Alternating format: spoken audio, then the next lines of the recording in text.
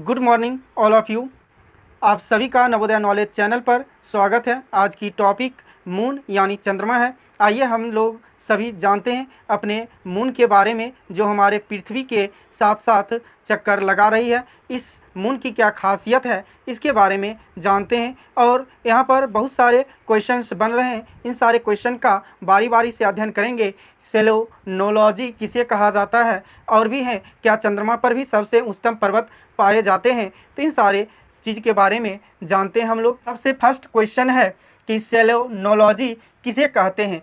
तो चंद्रमा और उसकी आंतरिक स्थिति के अध्ययन को सेलेनोलॉजी कहा जाता है। यानी ये जो चंद्रमा है, यहाँ पर भी इस पृथ्वी के चारों तरफ चक्कर लगाते हुए ये बनाया गया है, क्योंकि चंद्रमा जो है पृथ्वी का एक उपग्रह है और पृथ्वी के चारों तरफ चक्कर लगाते रहती है। इसी चीज़ को यहाँ पर भी दिखाया गया है और रेड पेन से ये मून चंद्रमा लिखा हुआ है, जो कि ये पृथ्वी जिसके बारे में पहले क्लास हो चुकी है। और इस पृथ्वी के चारों तरफ ये चंद्रमा जो है चक्कर लगाते रहती है। यानी सेलेनोलॉजी किसे कहा जाता है, तो चंद्रमा की सतह और उसकी आंतरिक स्थिति के अध्ययन को सेलेनोलॉजी कहते हैं। ये जो चंद्रमा है और इसकी आंतरिक स्थिति की जो भी कंडीशंस हैं या जितने भी जानकारी हासिल की जाती है, वो सारे सेलेनोलॉजी के अंतर्गत आते हैं।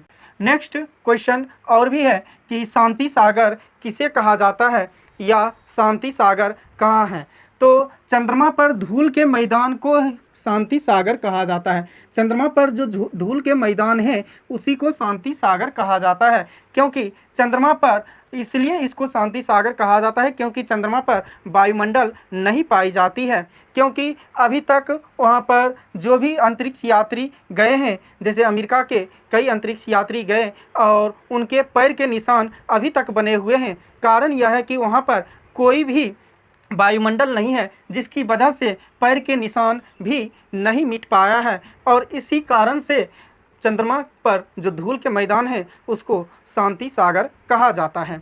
नेक्स्ट क्वेश्चन और भी है कि चंद्रमा का सबसे उच्चतम पर्वत कौन सा है। जानने पर लगता है क्या चंद्रमा पर भी पर्वत पाए जाते हैं, तो हाँ, चंद्रमा पर भी पर्वत पाया जाता है। और चंद्रमा पर जो सबसे उच्चतम पर्वत है वह लिबनिट्ज पर्वत है और इसकी ऊंचाई 10,668 मीटर है, जो कि हमारे माउंट एवरेस्ट से भी ऊंचा है। माउंट एवरेस्ट की ऊंचाई जो है 8,848 मीटर है और कहीं कहीं पर 8,850 मीटर भी लिखा हुआ मिलता है। जबकि चंद्रमा पर जो पर्वत हैं वह सोच के बड़ी आश्चर्य होता है कि माउंट एवरेस्ट से भी बहुत ज़्यादा ऊंचा है, जिसकी ऊंचाई 10,668 मीटर है। और यह चंद्रमा के दक्षिणी ध्रुव पर स्थित है, यानी साउथ पोल पर स्थित है। जैसे हमारी ये पृथ्वी है, पृथ्वी का नॉर्थ पोल और साउथ पोल है, यहाँ पर जिस ढंग से नॉर्थ पोल और साउथ पोल है उसी ढंग से इस मून का भी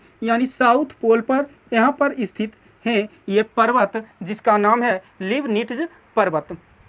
और नेक्स्ट क्वेश्चन यह भी है, चंद्रमा को किस ग्रह के नाम से जाना जाता है, ये पूछा जा सकता है। या फिर क्वेश्चन पूछी जा सकती है, जीवाश्म ग्रह किसे कहा जाता है, तो जीवाश्म ग्रह चंद्रमा को कहा जाता है। नेक्स्ट क्वेश्चन और आगे की ओर बढ़ते हैं।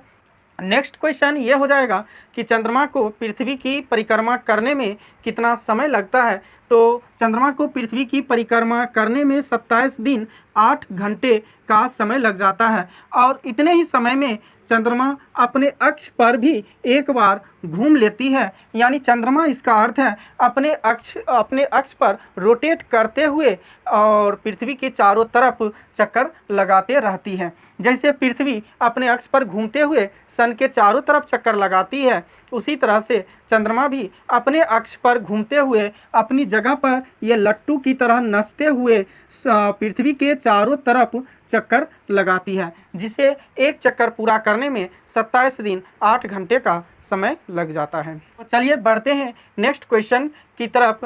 क्वेश्चन यह है, चंद्रमा का कितना प्रतिशत भाग हमें दिखाई पड़ती है।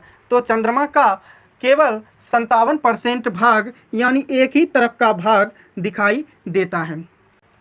और ये चंद्रमा के बारे में है, तो चंद्रमा की जितनी भी खासियतें हैं उन सभी को जान लेना चाहिए। नेक्स्ट क्वेश्चन यह है कि चंद्रमा पृथ्वी के अक्ष के साथ कितने डिग्री का कोण बनाती है। जैसे हमारी पृथ्वी 23.5 डिग्री का कोण बनाते हुए अपने अक्ष पर झुकी हुई है, उसी ढंग से चंद्रमा जो है यह 58.48 डिग्री का कोण बनाती है, और यह जो कोण बनती है वह पृथ्वी के अक्ष के साथ कोण बनाती है। यानी चंद्रमा पृथ्वी के अक्ष के साथ 58.48 डिग्री का कोण बनाती है।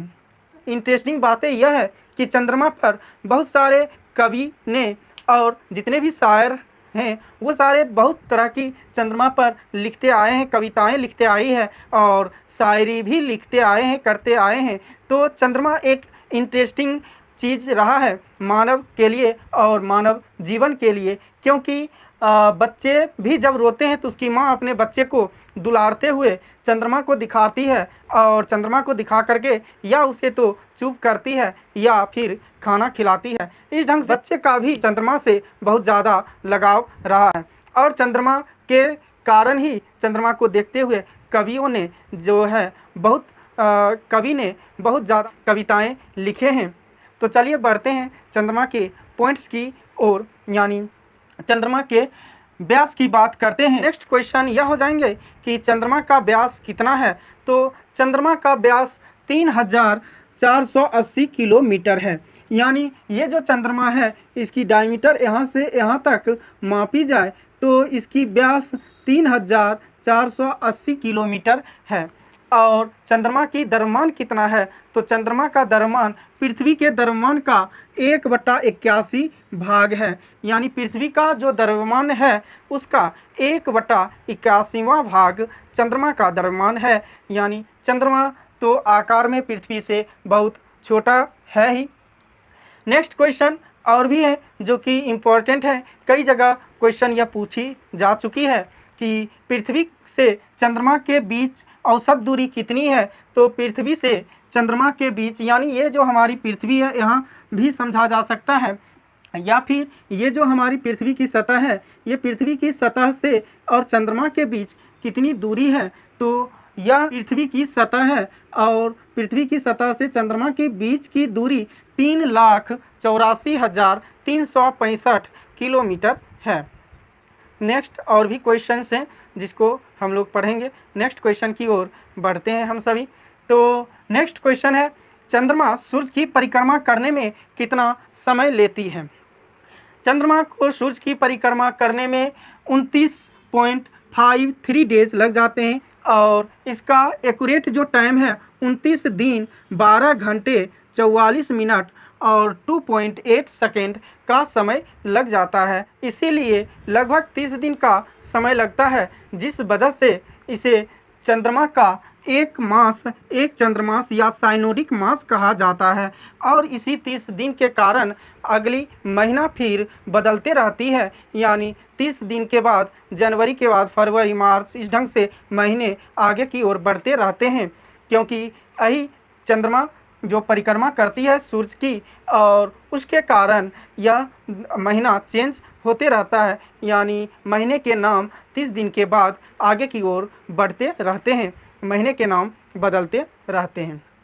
नेक्स्ट और भी क्वेश्चन है, समुद्र की लहरें यानी ज्वार उठने के लिए सूर्य की जो अपेक्षित और चंद्रमा की जो शक्तियों का अनुपात है वह कितना है। वह अनुपात 11:5 है। यानी सूर्य का 11 होना चाहिए और चंद्रमा का 5 होना चाहिए, तो समुद्र की लहरें भी उठ पाती है। यानी हमारी पृथ्वी के लिए चंद्रमा बहुत ही ज़्यादा महत्वपूर्ण है, इम्पोर्टेंट है, क्योंकि एक तो रात के अंधेरे में यह अपनी रोशनी फैलाती है, और जिसके कारण से पृथ्वी पर रात में भी दिखाई पड़ते हैं। इसके रोशनी के कारण कुछ जगह पर रोशनी होने के कारण पता चल पाता है या दिखाई पड़ते हैं। अगर क्वेश्चन पूछी जाए ज्वार यानी लहरें उठने के लिए सूर्य और चंद्रमा के शक्तियों का अनुपात क्या है, तो इसका आंसर 11:5 हो जाएंगे। और भी समुद्र की लहरें उठने से फ़ायदा यह है कि यहाँ पर समुद्र की पानी चलते हुए रहती है। नेक्स्ट क्वेश्चन अगर पूछी जाए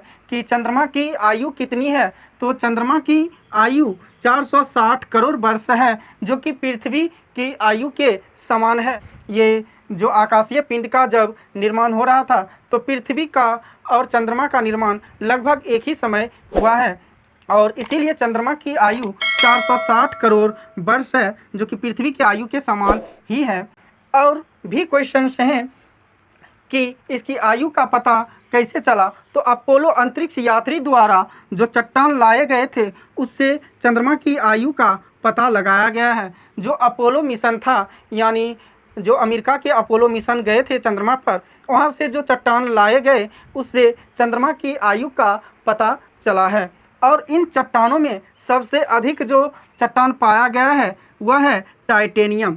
चंद्रमा पर सबसे अधिक चट्टान जो पाया गया है वह टाइटेनियम है। तो क्वेश्चन ही बन जाएगा कि सुपर मून किसे कहते हैं। तो इसका आंसर यह है कि जब चंद्रमा पृथ्वी के सबसे निकट हो, यानी सबसे नज़दीक हो, तो उसे सुपर मून कहा जाता है, या फिर पेरिजी फुल मून भी कहते हैं इसी को। यानी जब चंद्रमा जो है पृथ्वी के सबसे नज़दीक होती है तो उसे सुपर मून के नाम से जाना जाता है, या फिर इसे पेरिजी फुल मून भी कहते हैं। तो यह है चंद्रमा की।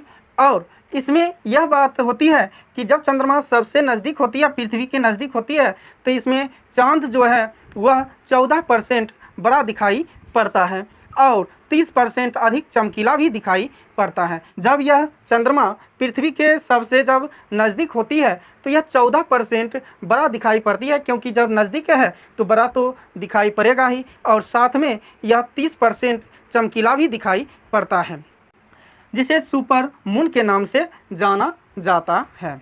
इस नवोदय नॉलेज चैनल को लाइक, कमेंट एंड सब्सक्राइब करें ताकि आने वाले समय में और भी जितने भी क्लास होंगे उससे आपको लाभ मिल सके। और कई तरह के जो कंपटीशन एग्ज़ाम होते हैं उस कंपटीशन के एग्ज़ाम में, परीक्षा में, इससे जो कॉन्सेप्ट मिलते हैं उस सवालों का हल हो सके। नेक्स्ट क्वेश्चन यह है कि अमेरिका का अंतरिक्ष यान कहाँ उतरा था। बहुत इंपॉर्टेंट है। तो इसका आंसर हो जाएगा सी ऑफ ट्रैंक्विलिटी, जो कि चंद्रमा पर था। यानी चंद्रमा के सी ऑफ ट्रैंक्विलिटी नामक स्थान पर अमेरिका का अंतरिक्ष यान उतरा था। नेक्स्ट क्वेश्चन और भी इम्पॉर्टेंट है। क्वेश्चन यह हो सकती है कि अमेरिका का कौन सा अंतरिक्ष यान था जो चंद्रमा पर उतरा था।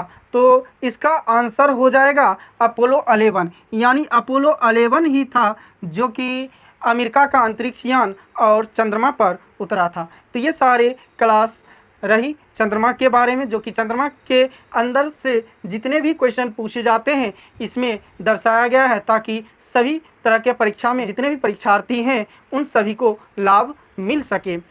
तो इस तरह के क्लास को देखने के लिए हमसे जुड़े रहें, और इस तरह की जो क्लास है इसमें और भी आप लोग लाइक, कमेंट एंड सब्सक्राइब करते रहें, ताकि हम और अच्छी से अच्छी क्लास बना सके जिससे सभी परीक्षार्थी को लाभ मिल सके। फिर मिलते हैं किसी अगले क्लास में। तब तक आप सभी स्वस्थ रहें, व्यस्त रहें और पढ़ते रहें, अपना सिलेक्शन सुनिश्चित करते रहें। तब तक के लिए बाय।